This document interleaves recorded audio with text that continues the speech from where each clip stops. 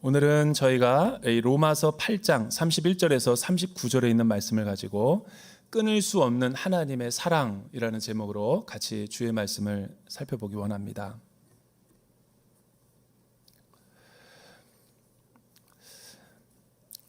이 한국 교회의 이제 7, 80년대, 제가 이제 요즘에 교회사를 조금 다시 보고 있는데 140여 년 된 한국 이 선교의 역사, 그리고 또 복음의 전례가 된 지 140여 년의 기간 동안에 물론 공도 있었지만 과도 있었고, 또 하나님이 일으키신 부흥의 역사도 있었지만, 솔직히 우리의 내면의 모습을 보면 우리가 부족했던 것이 너무나 많았던 것도 사실이죠.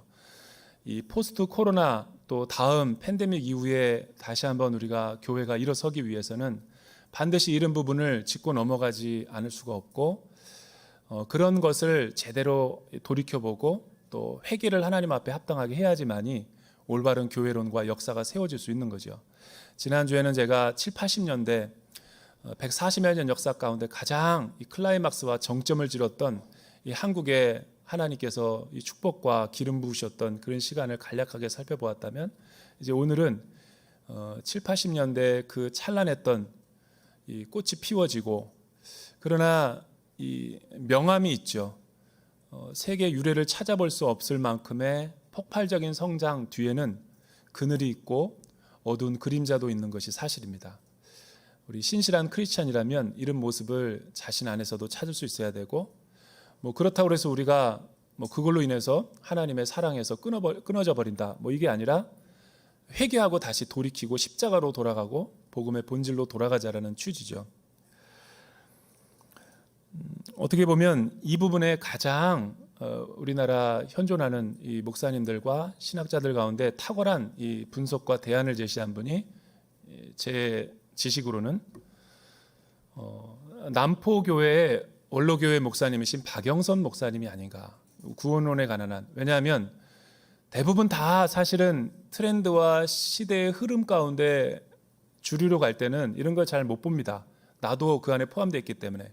그러나 선지자적인 예리한 분석력과 또 하나님이 주신 그 거룩한 마음으로 이 교회의 어떤 깊은 문제들을, 현안들을 짚어보면서 말씀으로 그 뜻을 풀어내기 원하는 사람들에게 하나님의 그 계시가 임하는 법이죠. 여러분, 그 당대에 이런 이견을 내놓기는 참 쉽지 않습니다. 남들은 다 절로 가는데 자기가 혼자 이쪽에서 그게 다가 아니다라고 하면서 질문이 있다라고 반론을 제기하는 용기. 이 박영선 목사님은 그래서 참 귀한 분 같아요. 그분은 오랜 역사와 시간이 다 지나고 나서 다시 재평가가 되고 있는 분이죠. 구원의 즉각성과 점진성, 또 구원론을 조금 더 심오하게 풀어내고 믿음의 본질이 무엇인가, 우리의 믿음은 도대체 어디에서 오는 것인가, 이런 거를 이렇게 어떤 감정적인 것이 아니라 차분하게 정리해낸 그런 은사가 있었던 분이죠. 왜냐하면 자신의 실존의 문제였기 때문에 그래요. 4대 5대에 이르는 믿음의 가문에서 자랐지만 자기는 이렇게 그게 아니다라는 그 구원과 씨름하면서 한국 교회를 향한 어떤 하나님의 마음을 전했던 선지자와 같은 목사님이시죠. 그분은 구원의 문제를 조금 더 다른 시각에서 접근합니다. 7, 80년대 다 교회 많이 오고 우리가 축복받아서 이렇게 성공한 거고, 우리의 자녀들이 다 잘 됐고, 교회가 이렇게 지하든 지상이든 상가든 어디다 간판만 걸면 다 구름대처럼 몰려오는 것은 하나님이 우리를 축복하신 것이다. 근데 그분은 호세아서의 여로보암 2세 때처럼 그렇지 않다, 무조건 성도들의 숫자가 많다고 1200만 성도를 자랑하는 것이 그게 다가 아니다. 얼마나 그 사람들이 정말 구원의 확신이 있고 진짜 구원받은 사람이며 세상에 아무 영향력이 없다면 그것은 위패 아니냐, 구원의 가짜 아니냐, 그리고 또 구원의 인플레이션 같은 거 아니냐, 이렇게 말하기는 쉬운 게 아니죠. 그렇다고 성도가 안 오기를 좋아할 수도 없고, 여러분, 그렇게 한국 교회의 문제점을 신랄하게 비판했는데 그분의 논거는 이런 겁니다. 그 당시 CCC라든가 선교단체, 우리나라에 뭐 이렇게 있는 수많은 선교단체와 이 지역교회들이 연합이 돼서 뭐 광장으로 다 불러 모아서 뭐 100만, 200만 모으는 건 일도 아니었어요. 그런 특별한 은혜가 140년 동안 있었어요. 그리고 그로 인해서 많은 영혼들이 교회로 와서 개인 구원을 받고 또 우리 친인척들이 다 예수 믿어 구원 얻은 것은 너무나 감사한 일이죠. 하지만 그 이면에는 가라지도 같이 있는 거죠. 진짜 구원받지 않았는데 또 그냥 교회의 어떤 정과 감정적으로 이끌려가지고 많은 사람들이 교회에 오다 보니까 사실은 문의는 크리스천이면서 세상에 나가서 세상 사람들보다 더 악하고 죄짓고 거짓말하며 사는 사람들이 얼마나 많아요. 우리는 나 자신을 얘기하기 때문에 듣기 싫어하지만 사회가 교회를 평가하는 일면이죠. 부인할 수 없는 현실인 거예요. 그리고 하나님이 주신 선물과 그 선물을 주신 하나님을 혼동했어요. 한국교회는. 그래서 선물만 좋아하고 뭐 축복과 성공, 물질, 명예 막 숫자가 많아지는 거 이런 거 계량적인 것에만 막 너무 관심을 많아가지고 너무 축복을 오해했던 거죠.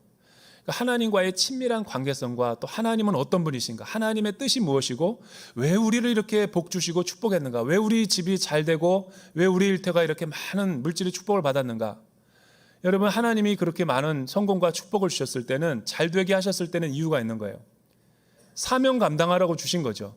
근데 우리는 그 사명은 다 망각해버리고 나에게 주신 이 축복에만 안주하고 안일하게 빠져서 그거에 일락만을 추구하다가 한국교회가 이렇게 됐다라는 게 그의 논지죠. 또 하나는 구원에 관한 한 굉장히 사실은 아주 예리한 답변을 주고 있는 건데, 구원을 우리가 하나님이 구원으로부터 오는 것인데 인간이 구원을 주는 것처럼 주체가 주객이 전도가 돼버려서 한국교회가 너무 그 성공지상주의에 빠져가지고 교회가 숫자가 많으면 대형교회가 되면 하나님이 축복받은 것이고 시골 농어촌교회나 미자립교회 되는 거는 하나님이 축복을 주지 않아서 그렇다, 믿음이 약해서 그렇다, 이런 거에 박영선 목사님은 불만이 많았던 거죠. 진정 구원이 그런 것인가? 그리고 사형리를 비롯한 하나님은 당신을 향한 계획이 있습니다. 이 사형리가 얼마나 유명한 뭐 세계적인 베스트셀러죠. 그런데 그 구원론으로 개인 전도를 하면서 버스 터미널에서 지하철에서 어디나 사람들에게 전도하는 유용한 툴이긴 하지만 다 그 사형리를 듣고 그 자리에서 영접하면 기도하고 예수 믿었다 이렇게 다 단정하니까 그때부터 이런 문제가 생겼다라는 거죠. 김 목사 얘기가 아니라 박영선 목사님이 그렇게 진단하는 거예요. 왜? 구원을, 그래서 언제부턴가 한국교회가 구원의 확신을 자꾸만 강조하기 시작했다는 거예요. 그때부터 교회는 쇠락의 길을 가는 거예요. 왜? 구원의 확신은 신비여서 우리가 다 알 수 있는 부분이 아닙니다. 근데 마치 사람이 구원을 주고 안 주고를 당락을 짓는 이 주체가 돼서 하나님을 이해하지 못하게 되고, 또 더군다나 나쁜 설교자들이 등장해서 여러분들이 정말 이 예수 믿고 구원받는 거는 천국 가는 거는 당연한 거지만 천국에도 이 지상의 아파트처럼 1층서부터 3층이 있는데 맨션을 얻어야지, 보금자리를 가야지 부끄러운 구원이 아니다. 천국도 1층이 있다, 지하실도 있으니까 알아서 해라, 이러는 식으로 해서 구원의 어떤 상급론을 성경을 곡해하고 부추기고 경쟁을 시켜서 이런 걸 성공지상주의라고 그러죠. 어디서 이 생각이 나왔냐라는 거예요.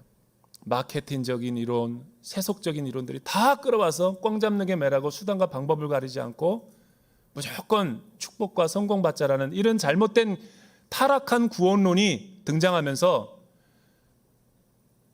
한국 교회를 이렇게 망쳐놨다라는 게 그분의 지론이에요. 이때부터 강단의 순수한 복음은 다 떠나가고 기복주의와 번영주의와 예수 믿으면 성공한다라는 고난이 없어진다, 이런 잘못된 복음이 들어오면서 부르심과 소명의식이 사라지게 된 거죠. 그리고 반드시 기독교 역사에서는 강단에 순수한 복음이 사라질 때마다, 복음의 물을 탈 때마다 이단과 사입이 등장해요. 그리고 약무리들을 훔쳐가죠. 이건 기독교 역사의 원리입니다, 원리. 그러니까 우리가 이 시대가 건강한지 아닌지를 알려면 이단들이 활개를 치는가 안 치는가를 보면 돼요. 박옥수가 등장해서 구원파가 등장해서 얼마나 많은 구원론을 갖다가 혼란시켰어요. 한번 구원받으면 취소되지 않으니까 마음대로 방종하면서 살아도 된다. 그래서 교회를 이렇게 혼미하게 만든 거예요. 그 다음에는 시한부 종말론자가 등장하더니 이 현실은 소망이 없다. 배타적 구원론을 내세워서 자기들의 그룹에 들어와서 성경 공부해라. 온 사회를 난리를 만들었죠.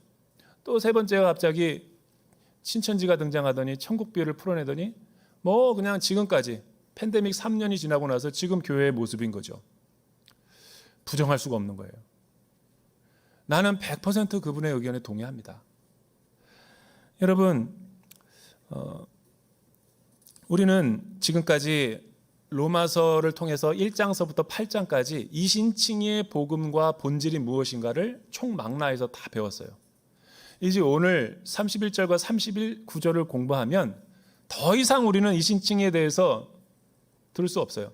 바울은 이렇게 말하는 거예요. 인간의 언어로 하늘의 사건을 다 풀어낼 만큼 풀어냈다. 이제 만약 오늘로서도 복음을 이해 못한다. 나는 책임 없다. 할 말도 없다. 끝. 이신칭이 복음 끝.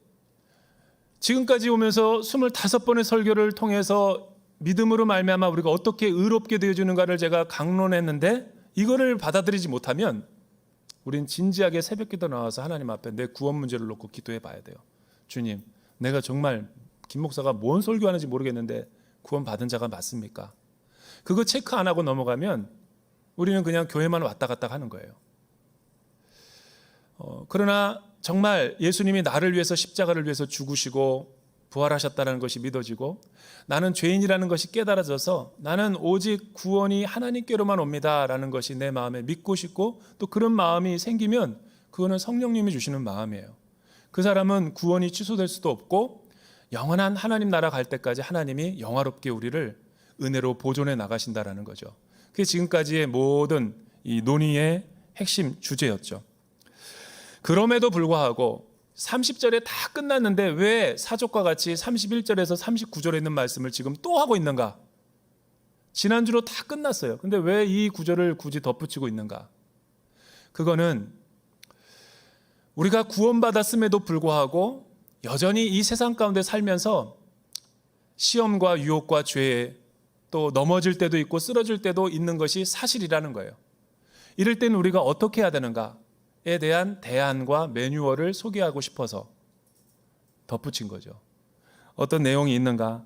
여러분, 예수를 믿어 의롭게 된 자들이 왜 구원의 확신을 잃어버리면 안 되는가? 세 가지로 이야기하고 있는데 우리 먼저 31절에서부터 32절 말씀 같이 한번 읽어볼까요? 31절에서 32절 시작. 그러면 이 일에 대해 우리가 무슨 말을 하겠습니까? 하나님께서 우리를 위하시면 누가 우리를 대적하겠습니까? 자기 아들을 아끼지 않으시고 우리 모두를 위해 내어주신 분께서 어떻게 아들과 함께 모든 것을 우리에게 은혜로 주지 않으시겠습니까? 많은 신학자들은 이 로마서를 마태, 마가, 누가, 요한처럼 바울의 복음서다라는 별칭을 붙여줬어요. 근데 나는 이 8장 31절에서부터 39절을 읽을 때마다 나도 나 나름대로의 별명을 붙여줬어요. 바울에게. 바울의 누가복음서다. 왜냐하면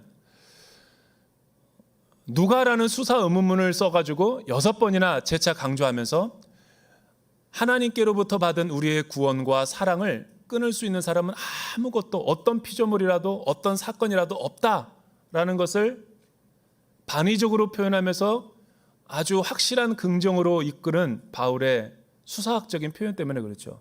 바울의 누가복음서예요. 누가 우리를 대적하겠습니까? 누가 우리를 고소할 수 있겠습니까? 누가 우리를 그리스도의 사랑에서 끊겠습니까? 누가 우리를 하나님으로부터 끊어내겠습니까? 뭐 이런 누가에 대한 어떤 수사문문의 표현으로 인해서 바울이 하나님께서 우리에게 베푸신 사랑을 분명하게 아무도 흔들 수 없는 우리의 구원을 표현하고 있는 거죠. 여러분, 신앙생활 하다가 우리는 세 가지 의심의 주적을 만날 때가 있어요. 철로 역정에도 보면 이 가평의 필그림 하우스를 가보신 분들이 있는데, 거기에 이제 이동원 목사님이 한국 교회를 위해서 테마파크를 만들어 놨죠. 여러분, 30가지 어떤 이 포인트가 있어요. 지점이. 천성문을 올라서 하나님 앞에 갈 때까지 우리의 순례의 여정 가운데 30여 가지의 사건이 일어나는데, 한 25고개쯤 됐던 때, 그때 어떤 큰 자이언트 같은 큰 사람이 철장 속에서 흐느끼면서 비참함 속에서 울고 있는 모습이 있어요. 그게 굉장히 인상적이었어요. 그 철로 역정에 의하면 절망의 늪에 빠진 그리스도인. 그러니까 때로는 순례길을 갈 때 죄와 유혹 그리고 허영의 시장에 세상의 어떤 손짓에 넘어지고 쓰러질 때도 있지만, 때로는 나태와 게으름이 우리를 하나님의 사랑에서 멀어지게 할 때도 있지만, 이 절망이라고 하는 세력은 우리 크리스천 가운데 마음에 들어오게 되면 못 빠져나온다는 거예요. 철장 가운데. 그래서 존 버년이 그렇게 표현하고 있는 거죠. 여러분, 절망의 늪에 빠져본 적이 있어요? 영적인 긴 침체와 신앙생활 잘하다가 슬럼프에 빠져본 적이 있으세요? 그럴 수 있다라는 게 오늘 바울의 이야기죠.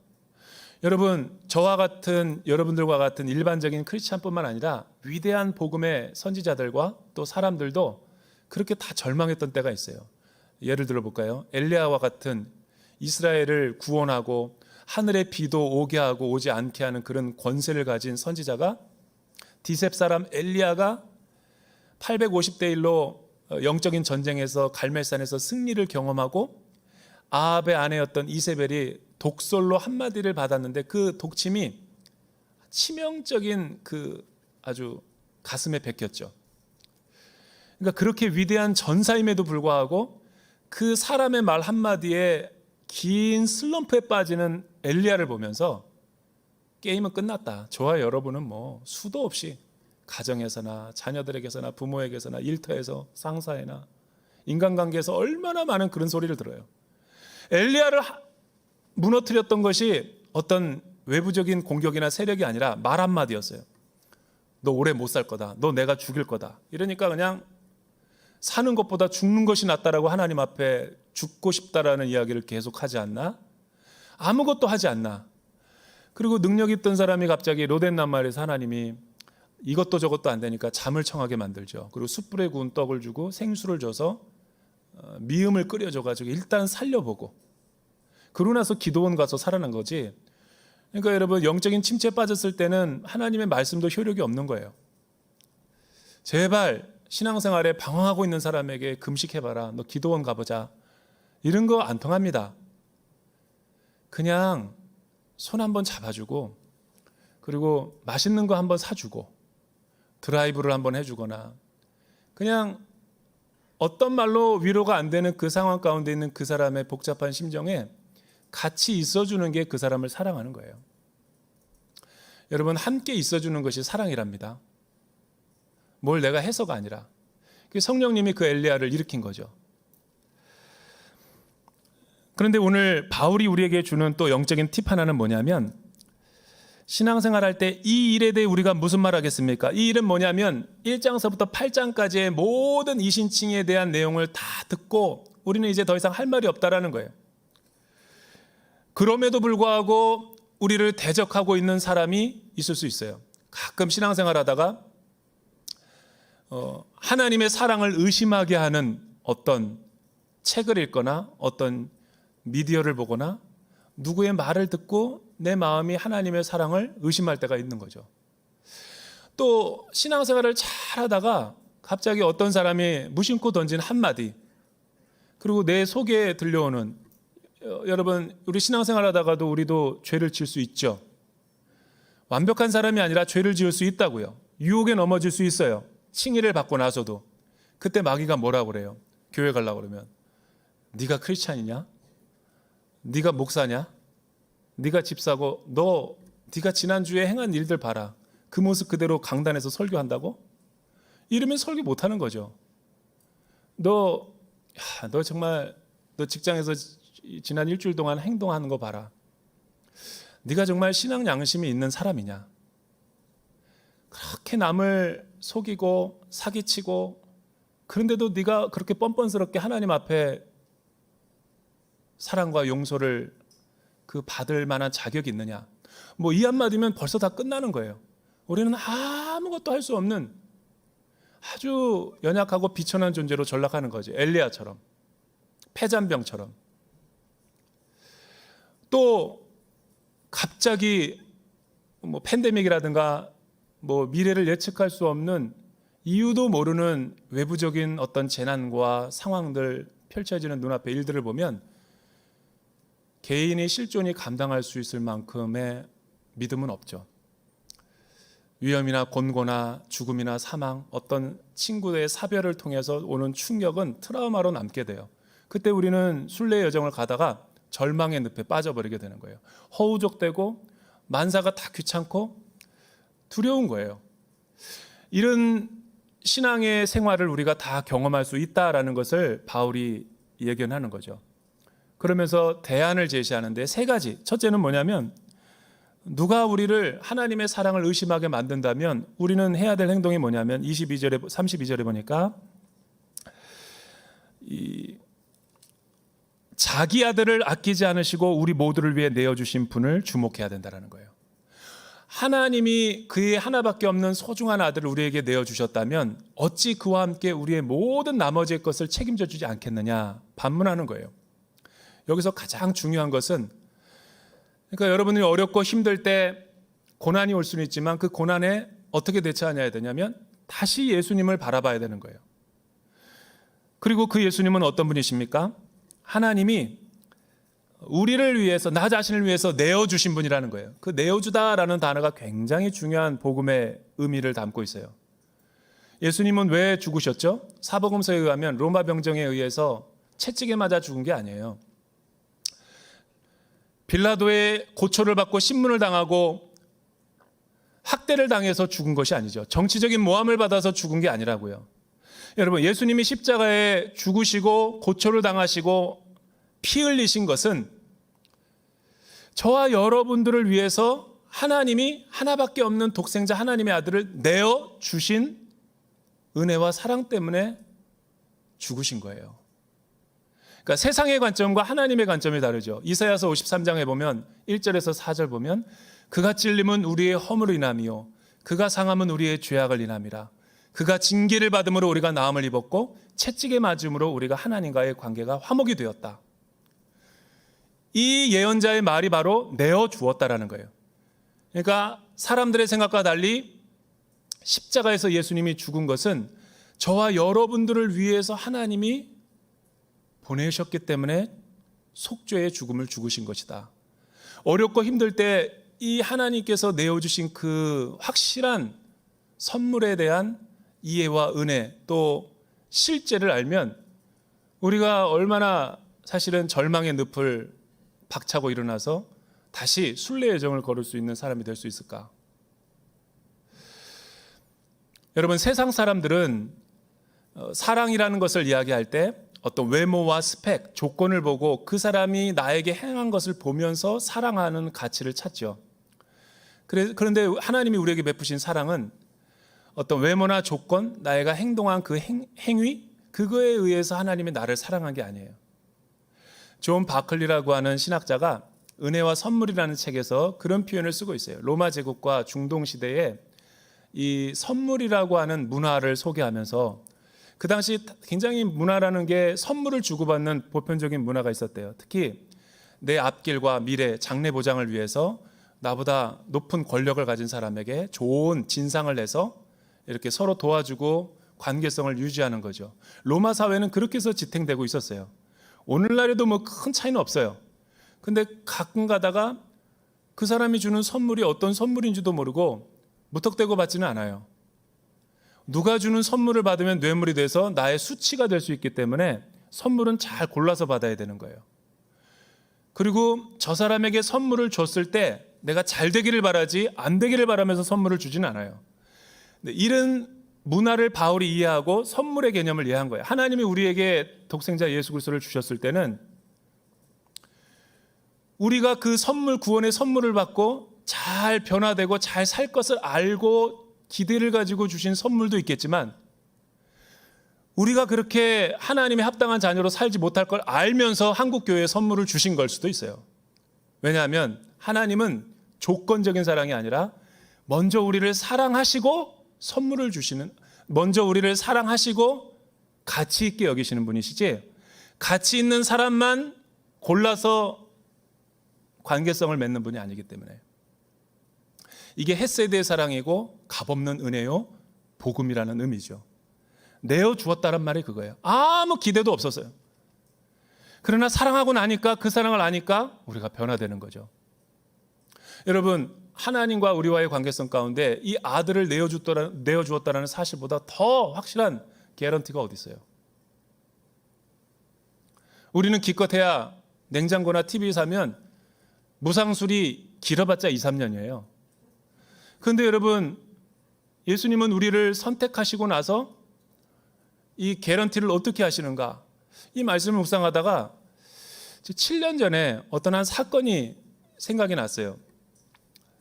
그때 7년 때 제가 탈북민 공동체, 하나 공동체를 맡고 있었는데, 그때 세계 정세가 요동치고 있었어요. 중동에 막 IS 일어나고 테러가 일어나가지고. 근데 저는 그때 탈북민 지체들이 너무 사실 엄청난 트라우마여가지고 고향을 잃어버리고 가족도 잃어버려서 이들에게 이스라엘을 좀 보내고 주고 싶은 그런 좀 기도 가운데 마음이 있었어요. 그냥 마음만 있었던 거죠. 돈은 없고. 그런데 기도하는데 자꾸만 가라는 마음 주셔서 한번 가보자. 뭐 어떻게 해서든지 뭐 한번 되겠지. 이렇게 그냥 무심코 추진했는데 누가 조금 플로잉을 해주기도 하고, 근데 턱도 없죠. 뭐 30명이 가려면. 그런데 갑자기 어느 날 어떤 한 분으로부터 전화가 왔어요. 전화가 왔는데 그분은 이렇게 강남에 잘 사시는 분이에요. 근데 갑자기 자기 건강검진에서 말기암 판정을 받아서 얼마 못 산대요. 충격을 받아가지고 돈이 다 무슨 소용이 있겠냐고 저한테 5천만 원을 헌금하겠다는 거예요. 이거는 목사님이 원하는 대로 다 쓰시라고. 그리고 건강검진 이제 더 정밀 검사를 하기 위해서 저 좋은 병원에 가서 했는데 다음 주에 결과가 나오니까 기도해 달라는 거예요. 그래서 제가 기도해 드렸어요. 아이고, 그리고 이거 돈을 받아도 되냐고 그랬더니 마음대로 쓰라는 거예요. 돈도 다 필요 없다고. 5천만 원. 그런데 그 다음 주 건강검진 결과가 나왔을 때 오진이었대요. 근데 나는 그 5천만 원을 이미 헌금을 했어요. 30명 아울렛, 그 이스라엘 성지순례 탈북민들 가는데. 그래서 류모세 선교사님도 컨택해서 그분이 이제 탈북민들을 데리고 가게 돼 있는 거예요. 이미 다 티켓팅을 했어요. 다시 돌려드릴 수도 없고. 근데 그거 아니라고. 그거는 뭐 목사님 마음대로 준 거니까 쓰라고 그렇게. 근데 저는 안 갔어요. 왜냐하면 한 사람도 더 보내기 위해서 저는 빠지고 하여튼 최대한 대로 해서 다 보냈어요.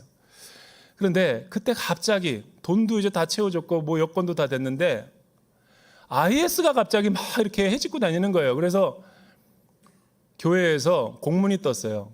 이천 선교본부에서 김홍지 목사님 모든 아울리치 중지, 성지순례도 못 가고 다 못 가고 정세가 불안함, 적색경보. 그래서 뭐 다 캔슬된 거예요.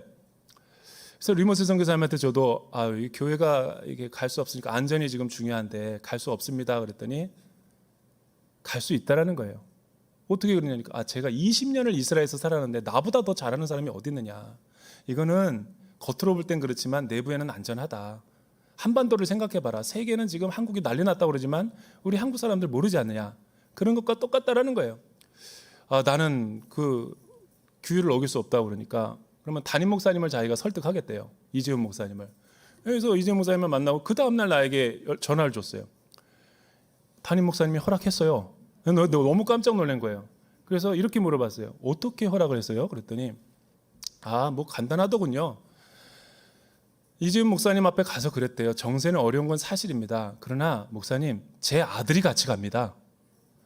군대 가기 전에 아들과 함께 성지순례 가기로 해서 탈북민들과 함께 가기로 했는데 내 사비를 들여서 가는데 전장터에 사지로 끌려가는데 내가 왜 우리 아들을 데려갑니까? 안전하지도 않은데. 그 정도로 보증할 수 있으니까 나를 믿어달라는 거예요. 그 말에 뭐 담임 목사님이 오케이 그냥 하고 다 통과시켜줬다는 거예요. 그래서 안전하게 갔다 오고 진짜 아무 일도 없었어요. 그러니까 이게 관점의 차이구나. 관점의 차이. 제가 지금 말하려고 하는 요지가 뭐예요? 여러분, 하나님이 저와 여러분들을 사랑하셔서 하나밖에 없는 존귀한 하나님의 아들 우리에게 보증으로 주셨다면 더 이상 뭐가 보증이 될 수 있겠어요? 어렵고 힘들 때마다 하나님이 나 사랑하시나? 또 넘어지고 쓰러지고 나는 역시 하나님이 나를 싫어하나 봐. 늘 감정주의적인 신앙에 흔들리지 마시고 십자가를 보라는 거예요. 그때마다 하나님을 바라보라는 거예요. 왜? 하나님을 볼 때마다 얼마나 이보다 더 확실한 보증이 어디 있어요? 아멘. 세 사람 했어요. 두 번째는 33절에서 36절 큰 소리로 한번 읽어보죠. 33절에서 36절 시작. 기록 누가 하나님께서 택한 고소할 수 있겠습니까? 의롭다고 인정하신 분은 하나님이십니다. 누가 정죄하겠습니까? 죽었을 뿐 아니라 살리심을 받으신 분은 그리스도 예수십니다. 그분은 하나님 오른편에 계시며 우리를 위해 간구하십니다. 누가 우리를 그리스도의 사랑에서 끊을 수 있겠습니까? 환난이나 곤고나 핍박이나 배고픔이나 헐벗음이나 위험이나 칼이겠습니까? 기록되기를 우리가 종일 주를 위해 죽임을 당하며 같습니다. 왜 우리는 신앙생활 잘하다가 멀쩡하다가 또 넘어지는가? 그건 죄를 지을 때 그런 거예요. 하나님이 이렇게 하라고 그랬는데 하지 않고 성령님의 내가 불순종할 때 성령님은 근심하시고 우리는 또 세상에 죄에 팔려서 내 고집대로 가다가 절망의 늪에 철장에 빠지게 되는 거죠. 그러나 그럼에도 불구하고 그 죄책감과 마귀가 그 죄로 인한 참소를 계속 우리 안에 심어주니까 또 나에 대한 절망과 나는 역시 쓸모없는 존재야, 이런 막 부정적인 생각들이 내 안에 막 들어오는 거죠. 그때 우리는 어떻게 방패로 삼아서 늪을 헤어나와야 돼요? 십자가의 사역을 바라보면 되죠. 여러분, 예수님이 십자가에서 죽으심을 어떻게 표현하고 있나요? 로마서 6장에서 공부했듯이 세례와 십자가의 사건을 동일선상에서 비유하고 있잖아요. 그러니까 요단강가에 쭉 침례가 됐던 것은 내 옛사람과 옛자가 완전히 죽는 거죠. 십자가에서 예수님이 죽을 때 나와 옛사람을 함께 묶어서 수장시킨 거죠. 그 일어나실 때는 새 창조로, 새 생명으로 나에게 부활의 새 생명을 덧입혀 준 거죠. 예수님만 혼자 살아난 게 아니라 함께. 그래서 십자가를 잘 묵상해 보라는 거죠. 그러나 대부분의 사람은 여기까지만 이해해요. 그러나 부활하신 주님이 40일 동안 하나님의 나라를 반포하시고 하늘로 보좌 우편에 승천하시고 지금 어디 계시죠? 보좌 우편에 앉아 계셔서 그냥 소일거리를 하고 있는 게 아니에요. 불꽃 같은 눈으로 계시록 1장에 보면은 소아시아 7교회 이 촛대 가운데 사이를 거니시면서, 거닐다라는 것은 촛대는 교회거든요. 교회의 모든 일들을 통치하고 성도들의 삶을 주관하신다라는 거예요. 이 부분이 중요한 거예요. 부활하신 주님이 하늘로 승천하셨지만 머리 되신 그리스도께서 온 우주적인 교회의 성도들과 구원받은 자들의 삶을 섭리하시고 간섭하신다라는 거예요. 이 믿음이 가야지 우리 안에 신뢰가 있고 정죄감이 들지 않고 살아갈 수 있는 거죠. 여러분, 이 7, 80년대 혼탁한 영적인 세계를 한국교회가 살아갈 때 이 교회론에 대해서 심각하게 고민하고 유학을 가셔서 오카는 목사님이 교회란 무엇인가를 다시 재정립해서 강남에 상가를 얻어서 시작한 게 사랑의 교회죠. 그리고 그분은 건물이나 조직, 사람이 많이 모이는 게 교회가 아니라 사람이 교회라는 것을 발견해냈어요.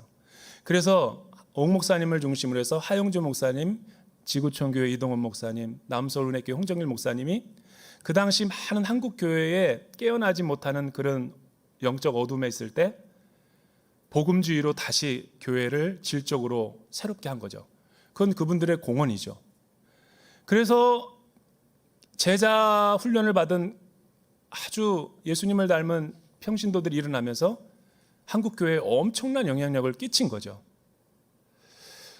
그래서 나온 책이 평신도를 깨운다 아닙니까? 그 사랑의 교회의 모든 철학이. 근데 그 책에 이런 에피소드가 있어요. 화요일 날에 오카는 목사님이 저녁에 제자 훈련을 8명을 하고 있었는데 뭐 그냥 회사의 중역들을 데리고 그냥 막 그 한 영혼을 깨우기 위해서 교회만 왔다 갔다 하는 사람이 아니라 정말 비전을 심어주고 주를 위해 목숨을 걸 수 있는 제자를 만들기 위해서 주의 뜻대로 살려고 하는 그 사람을 한 사람만 있으면 세상은 변화된다. 다 8명을 1년 동안 훈련시켰대요. 그리고 마지막 신앙 고백, 구원의 확신을 고백시켰대요.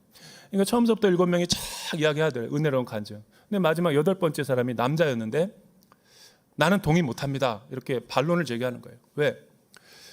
솔직히 말해서 나는 사업하는 사람이고 세상에서 돈을 버는 사람인데 돈은 지금 많이 법니다.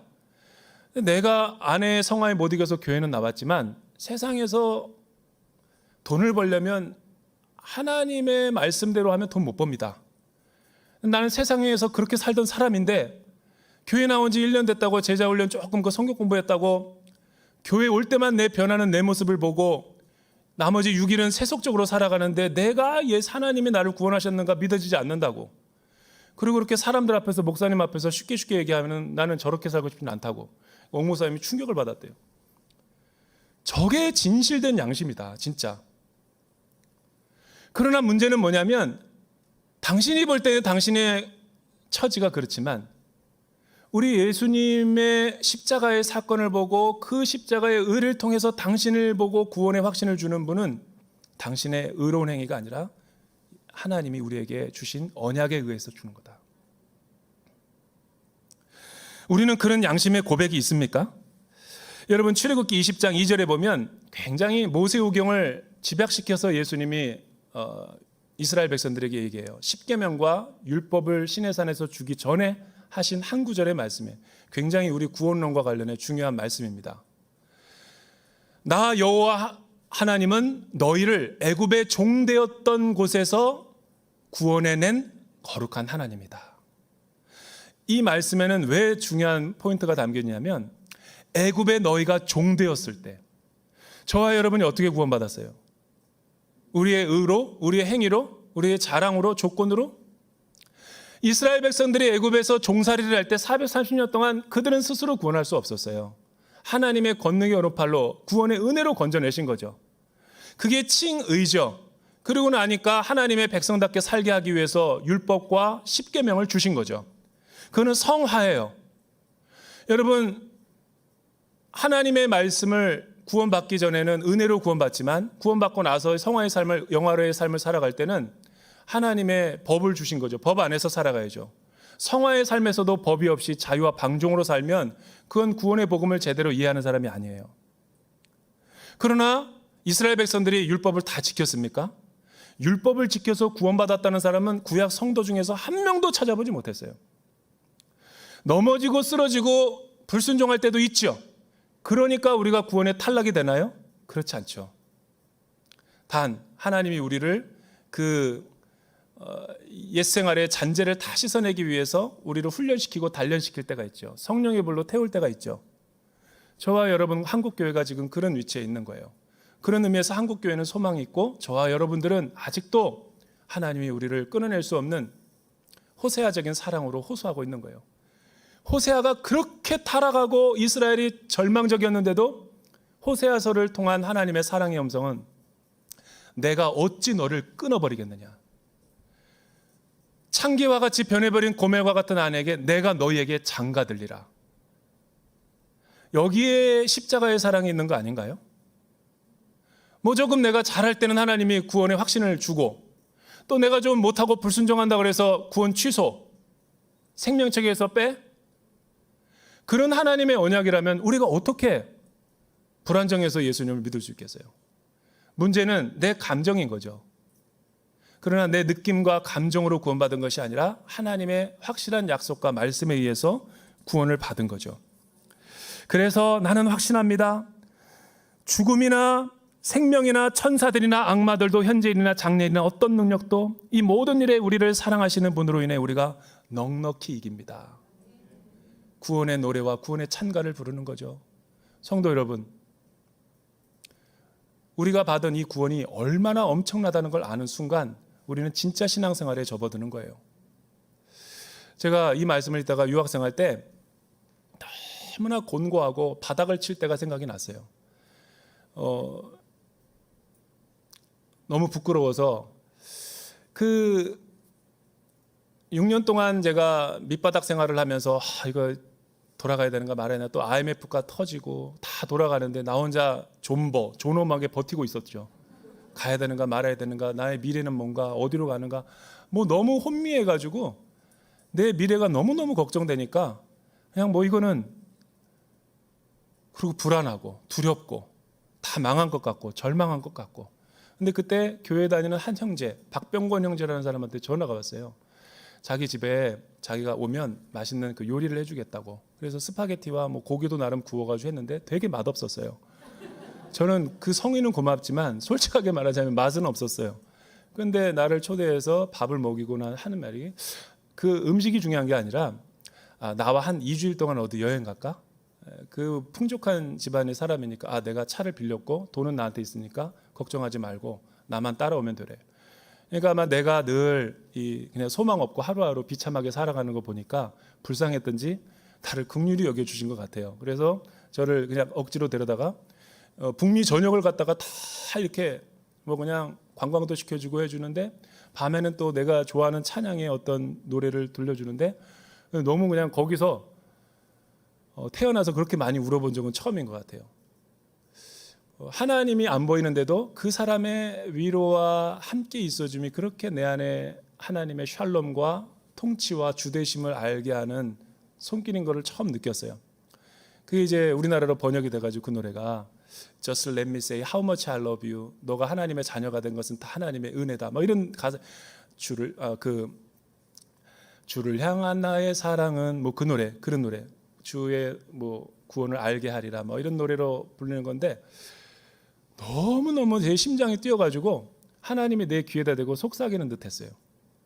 제가 이거를 통해서 느낀 게 뭐냐면, 가장 산의 뿌리까지 밑바닥까지 내려갔을 때 그런 옆에 있는 공동체와 지체들의 함께 있어줌과 그냥 함께 그냥 밥을 한번 같이 먹어주는 게 이렇게 파워풀한 하나님의 임재의식을 느껴지게 해주는구나. 지금 팬데믹으로 인해서 성도들이 다 흩어졌습니다. 어디 가서 뭐 하는지도 몰라요. 예배는 드리는지. 여러분, 우리가 해줄 수 있는 건 아무것도 없어요. 그냥 찾아가서 어떤 말로도 그들의 상한 심령을 위로할 수 있겠어요. 손 한 번 잡아주고, 고등어 하나 사는데 너 생각나서 하나 더 샀어, 문고리에다 걸어주고 오시면 그게 그 영혼을 주님께로 인도하는 구원의 방편이 될 수 있는 거예요. 이게 하나님께서 우리를 이 땅에 이렇게 그리스도의 자녀로 살아가게 하시는 거죠. 사랑하는 성도 여러분, 그 어떤 것도 그리스도의 사랑에서 끊을 수 있는 것은 없어요. 이런 확신과 믿음을 가지고 살아갈 수 있기를 주님의 이름으로 축원합니다.